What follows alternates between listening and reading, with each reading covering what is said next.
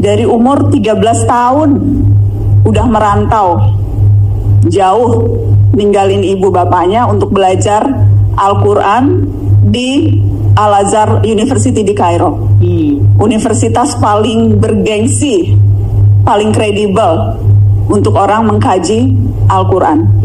Abi melakukan itu dari umur 13 tahun. Jadi udah lebih dari hampir 80 tahun hidup dan belajar dengan Al-Quran. Tapi tidak pernah sekalipun merasa dirinya tahu segala. Gak pernah merasa jadi ahli pemegang kunci surga yang bisa dengan gampang bilang lu masuk neraka, lu masuk surga gitu. Gak pernah tuh menghakimi orang. Dan selalu bilang, kalau mengatasnamakan dirinya ya, gak pernah saya atau aku, tapi selalu kami. Kalau perhatiin buku-bukunya Abi tuh, itu selalu kata pengantarnya bilangnya penulis, gak pernah mengakukan diri. Karena percaya dan merasa ilmu yang didapat itu tuh bukan hanya karena kemampuannya dia sendiri, tapi karena peran begitu banyak orang, guru-gurunya, orang tuanya. So it's never just him gitu. Wow. Jadi nggak pernah bilang saya, aku, itu nggak pernah. Wow. Selalu kami, selalu pihak ketiga penulis. Wow. Waktu Abi ulang tahun ke-70, kita mau nulisin biografi, itu ngebujukinya hampir setahun kali. Nggak mau ditulisin biografi kisah hidupnya. Sampai sekarang nggak mau dicium tangannya, kecuali sama anak dan cucunya. Nggak mau dipanggil Habib, di tengah situasi yang sekarang lagi inflasi Habib. Kayaknya bagian ini viral nanti. Biarin aja.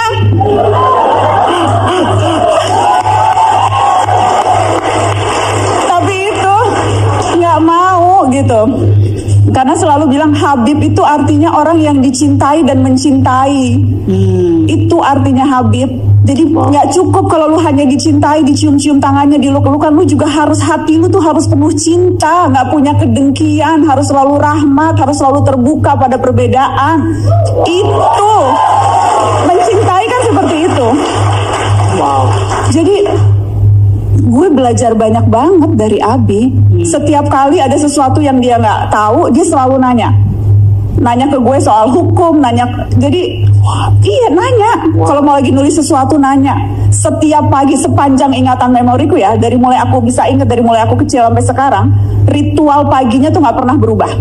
Bangun pagi, sholat subuh, duduk di meja kerjanya, ada teh Lipton di samping kanannya yang diseduhnya sendiri, pakai sarung, dan selalu either nulis, either baca, either ngetik. Penulis paling produktif saat ini, bukunya udah puluhan. Belum selesai satu buku udah punya ide baru untuk nulis buku yang lain. Sampai penerbitnya tuh bilang, Abi tunggu dulu dong, ini buku yang ini belum dicetak nih. Wow. Jadi selalu nulis, selalu baca, selalu mau tahu apa kata orang, selalu mau dengerin orang. Wow. Dan hari-hari ini situasi di mana ada begitu banyak orang mengaku ahli, kan ada bukunya tuh Death of Expertise. Lu baru tahu satu buku aja masih nyontek belakangnya lu udah ngaku ahli gitu.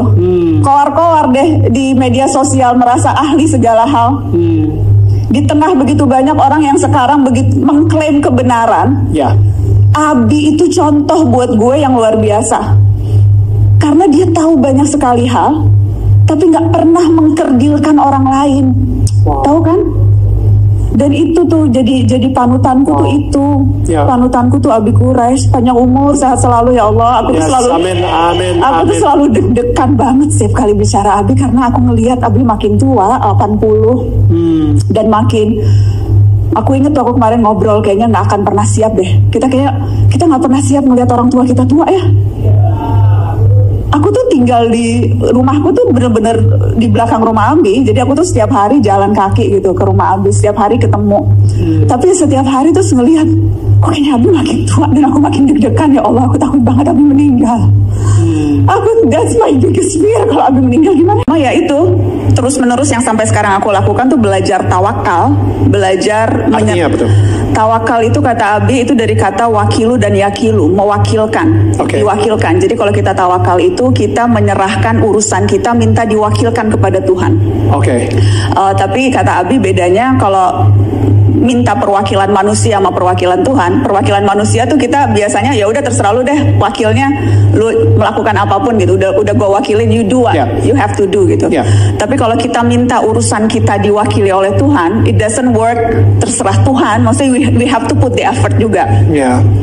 Harus ada effortnya, and then to some extent kita serahkan ke Tuhan biar Tuhan yang mewakili urusan-urusan kita. Jadi that's what I'm trying to do gitu, maksudnya. Tapi kalau untuk bisa sampai ada di tahap itu harus bisa berdamai dulu dengan Tuhan kan. Pernah nggak sih Mbak Nana kayak marah sama Tuhan, dan bagaimana akhirnya, kalau misalnya pernah, bagaimana akhirnya bisa berdamai dengan Tuhan? Abi selalu ngulang-ngulang ini dari dulu. Sebetulnya, dan Abi juga bilang, kita tuh seringkali berprasangka buruk pada Tuhan. Dan itu dosa pertama manusia. Katanya dosa pertama Adam tuh, sehingga kemudian akhirnya ia turun ke bumi, itu karena dia berprasangka buruk pada Tuhan.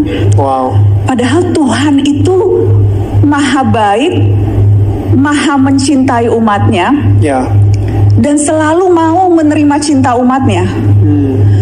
Jadi prasangka baik sama Tuhan gitu.